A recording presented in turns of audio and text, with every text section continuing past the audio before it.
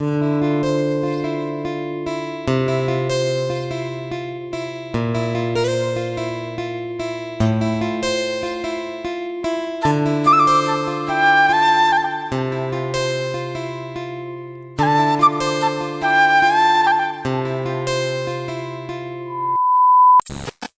Everyone, চলে এসেছি একটা নতুন ভিডিওর সাথে।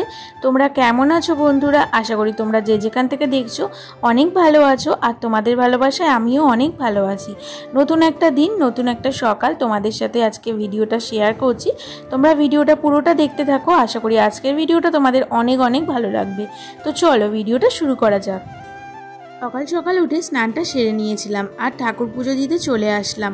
প্রথমে ভোরবেলা, মা তো অনেক ভোরবেলা ওঠে, সেই জন্য গোপালকে ভোরবেলা ভোগ দিয়ে দিয়েছে। গোপাল লজেন্স খায় ভোরবেলা, তো সেই ভোগটা তুলে নিয়ে আমি আবার ভোগ দিলাম।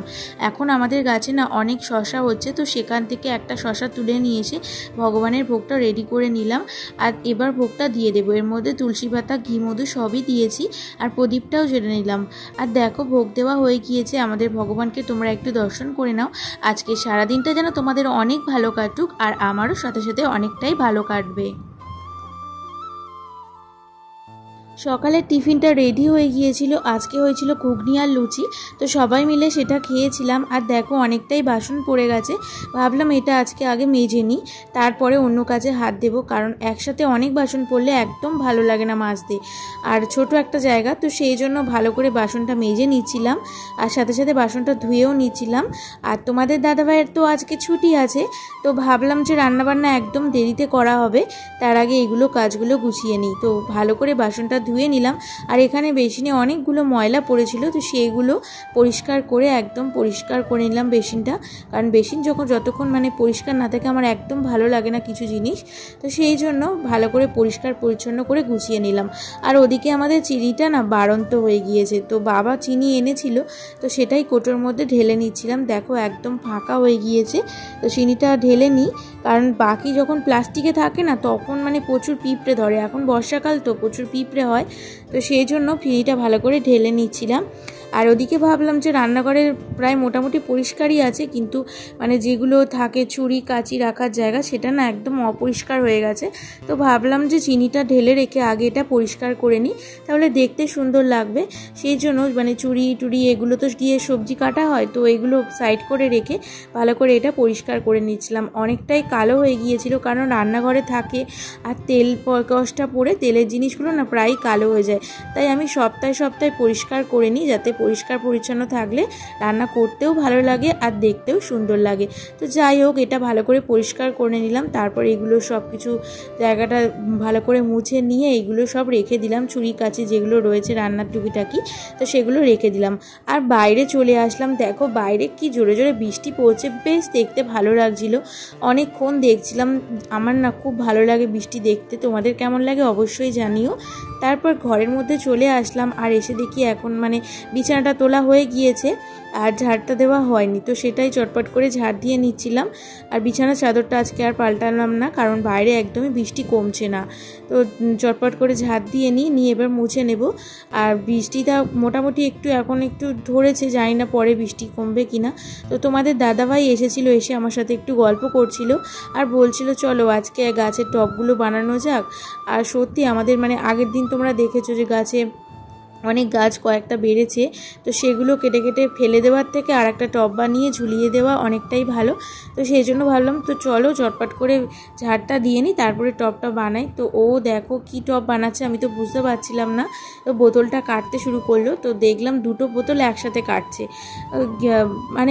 বুঝতেই পারছিলাম না কি বানাচ্ছিল। তারপরে দেখলাম বেশ টবটা কিন্তু দেখতে ভালো লাগছিল। তো ও বানাচ্ছিল আর আমি ওর পাশে বসে বসে গল্প করছিলাম। আজকে মা রান্না করছিল, আমি তো রান্না করছিলাম না, তাই কোনো রান্নারই ঝামেলা নেই। আর তোমাদের দাদাভাইয়ের সাথে সঙ্গ দিচ্ছিলাম। আর প্লাস্টিকটা কেটে নিয়ে তারপরেও একটা মাপ করে নিচ্ছিল যে কিভাবে বোতলটা কাটা যায়। তো একটা পেন দিয়ে প্রথমে মাপ করে নিচ্ছিল যে এরকমভাবে কাটা যাবে, তো তারপরে কেটেছিল। কিন্তু কাটতে কাটতে বোতলটা টবটা একদমই নষ্ট হয়ে গিয়েছিল।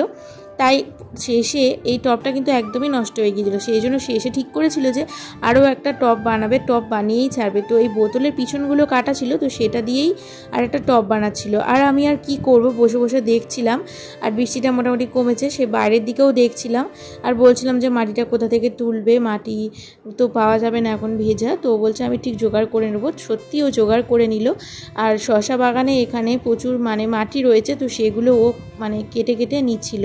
শশা বাগানে এসছি বন্ধুরা, দেখো এই যে শশা ঝুলছে, এই যে একটা শশা ঝুলছে। সকালবেলা শশা তুলে নিয়ে গেছিলাম, তো তা এখন মাটি ভরতে এসছি। মাটিগুলো ওই টবের মধ্যে ভরে নিচ্ছিল, প্লাস্টিকের টব। বেশ দেখতে সুন্দর হয়েছিল, কিন্তু আমার কিন্তু ভালোই লাগলো।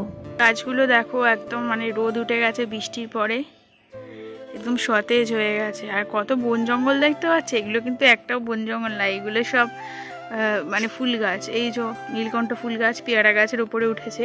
আর এইগুলো দেখতে পাচ্ছে, এগুলো সব তুলসী গাছ, এতে তুলসী তলা। আর এই যে মনসা গাছ, এই যে এটা হচ্ছে মনসা গাছ।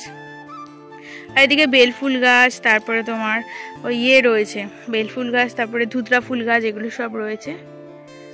তাই এত বন দেখতে লাগছে, কিন্তু সব ফুল গাছ।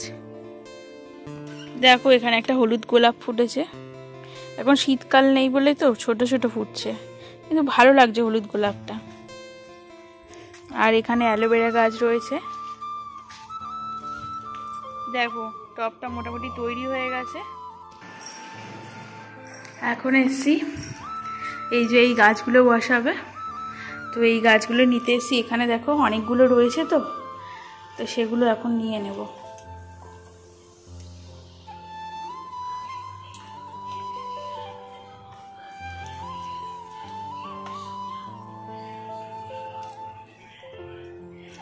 এই গাছগুলোর নাম তোমরা কি জানো?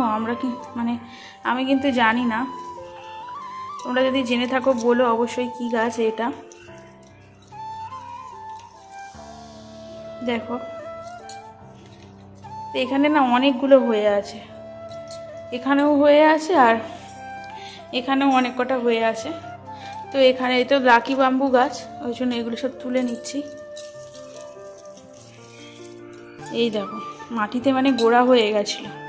তো চলো নিচে যাওয়া যাক।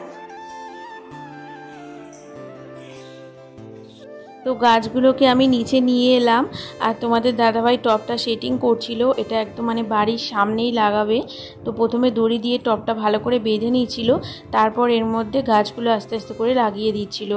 আর এগুলো খুব সূক্ষ্ম গাছ, আর কিন্তু খুব ভালো, মানে একটুতেই গাছটা ধরে বসে যায়। তো ফাইনালি হয়ে গিয়েছে।